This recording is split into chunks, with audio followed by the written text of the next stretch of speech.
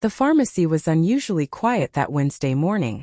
Bright shelves, soft music, an electronic bell that chimed every time the door opened.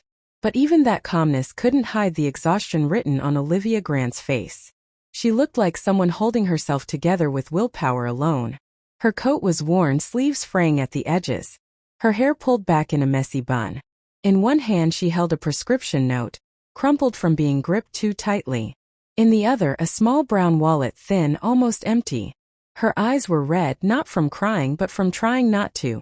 She waited in line quietly, hoping no one would notice her trembling.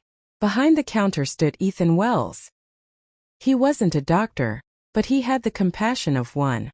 Soft-spoken, mid-30s, with tired eyes that suggested he'd learned too many lessons through life rather than school. He noticed Olivia the moment she stepped in. People who are struggling have a certain posture, like they're trying not to take up space. He'd been there once. "Next, please," he said, offering the gentlest smile he could. Olivia stepped forward and placed the prescription on the counter. "It's for my daughter," she said quietly.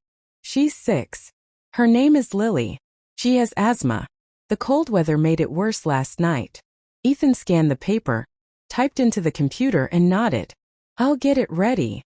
He walked to the back, pulled the inhaler, a small bag of required medication, and returned to the counter. He placed them gently in front of her. "That'll be $128.74. Olivia's breath caught. She opened her wallet. A few crumpled bills. A handful of coins. $42. Not even half. She looked up slowly, lips pressing together, trying to form words that hurt to say. I thought it would be less," she whispered. "Could you maybe?" She swallowed hard. "Is there a discount? Or a cheaper brand? Or maybe I can pay the rest later. I'll bring it. Promise. I need to help my daughter breathe." People behind her shifted impatiently. Someone sighed loudly, annoyed. Ethan felt a familiar ache. The memory of his own mother trying to decide between groceries and medication when he was a teenager. He glanced toward the front office window. The pharmacy manager, Mr. Collins, sat behind it. Strict. Rule-bound. The kind of man who read policy manuals like scripture. Ethan lowered his voice. "Just a minute. Let me talk to someone." Olivia nodded, blinking too fast. Ethan stepped into the office. "Collins," he began carefully, "there's a woman out there with a sick child. She can't afford the medication. Could we, just this once, allow a partial payment? Or let her pay the rest later?" Collins didn't look up from his laptop. No. Ethan repeated. "We are not a charity," Collins said. "We sell. They pay. That's the transaction." "She's not lying," Ethan insisted. "You should have seen her. And you should remember our job," Collins replied flatly. "If she can't pay, she leaves it. We are not responsible for other people's life choices." Ethan stared at him. "Life choices," he echoed. "A sick child is a life choice?" Collins finally looked up. His eyes were sharp, unmoved. "If you want to help her," he said, tone almost mocking, "use your own money." Ethan paused. Maybe he expected that answer. Maybe he didn't. But something settled in him. Firm. Clear. He walked back to the counter. Olivia was still standing there, hands gripping the strap of her worn purse. "Miss Grant," Ethan said gently, "it's okay." He reached into his own pocket, pulled out his wallet and swiped his card. The register beeped, printed a receipt. He bagged the medication and placed it in her hands. Her eyes widened. "Wait, no, I can't let you. You're not taking charity," Ethan said softly. "You're helping your daughter breathe. That's all that matters." Olivia's voice broke. Tears didn't fall. But the relief in her expression was the kind that comes from having held your world together alone for too long. "Thank you," she whispered. "I don't know how to repay this." "You don't need to," Ethan replied. "Just be okay. And hug your daughter for me." But kindness rarely goes unnoticed. Someone in line recorded the exchange on their phone. Not maliciously, just amazed. They posted it online with the caption. Within hours, people shared it, commented, messaged. Thousands. And then the store noticed. The next morning, Collins called Ethan into the office. "I saw the video," Collins said, voice clipped. Congratulations. You've made us look unprofessional.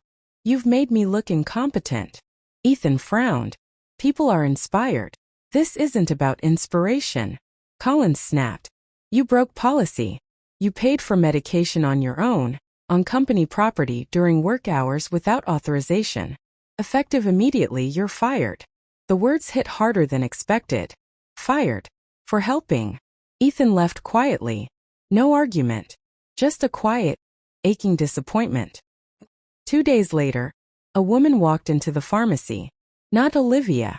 Someone else. A woman in a tailored coat, carrying confidence the way some carry perfume. She asked to speak to the manager. Collins appeared, proud posture, expecting praise. I'm Dr. Caroline Hayes, she said. Pediatric specialist. One of my patients is a little girl named Lily Grant. Her mother told me what happened here. Collins nodded stiffly. Unfortunate situation. But rules are rules. Dr. Hayes smiled. A cold, cutting smile that didn't reach her eyes.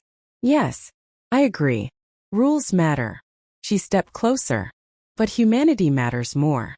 And since you clearly don't understand that, I have filed a formal report with the Health Board and the Corporate Ethics Division.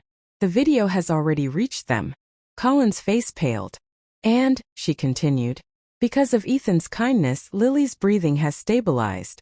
She is recovering. If he hadn't helped, she might not have made it through the night. Silence. Dead, heavy silence. Ethan didn't know any of this. He was home, sitting at his small kitchen table, wondering what he would do next. A knock came at the door. He opened it. There stood Olivia and Lily. Lily, tiny, bright-eyed, holding a crayon drawing. She held it out proudly. It was Ethan, drawn in shaky crayon lines. With a cape. You're my hero, Lily said simply. Ethan's eyes stung.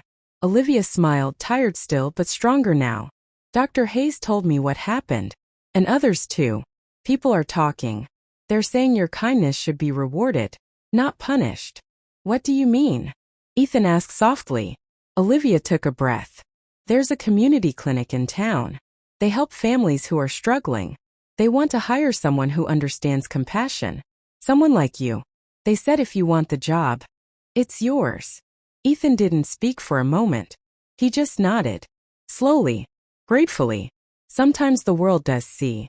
Sometimes kindness comes back.